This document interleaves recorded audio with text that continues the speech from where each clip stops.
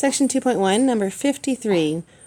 Given that alpha and beta are complementary, we want to verify this identity.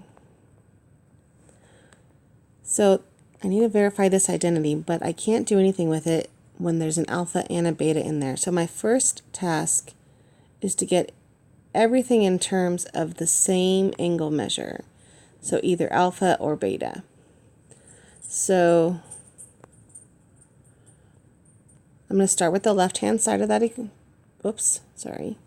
left-hand side of that equation and see if I can get it to equal 1 with some manipulation. This implies that I can replace all the betas with 90 degrees minus alpha.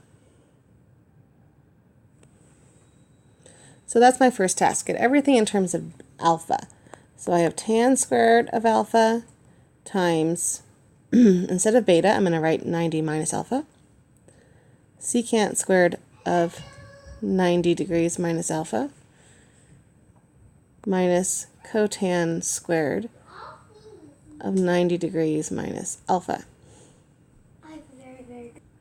Okay. Now I have a cofunction relationship that I know if secant squared of 90 minus alpha is the same as its cofunction, which is cosecant of alpha minus cotangent squared, the cofunction of cotangent, which is tangent squared of alpha. And this guy we left with alpha, so we haven't changed that first guy. I could have jumped from secant squared of beta is equal to cosecant of alpha, since I already know that alpha and beta are cofunctions. And similarly, I could have gone from cotangent squared beta is equal to tangent squared of alpha, since alpha and beta are complementary. So I could have skipped that middle line and just jumped to that from here to here. Okay, so whichever way you understand it better is the way you should be able to do that. Okay, back to blue.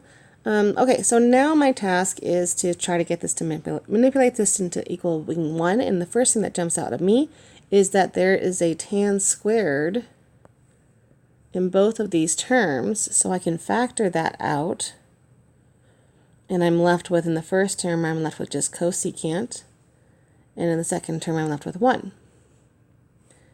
And this thing, I have an identity, a Pythagorean identity, that tells me cosecant of alpha minus 1, that should be squared. That is squared, and that is squared. I seem to have lost my square when I copied down. So cosecant squared of minus 1 equals cotangent squared of alpha. That's one of my Pythagorean identities. So I'm going to replace this piece with this piece.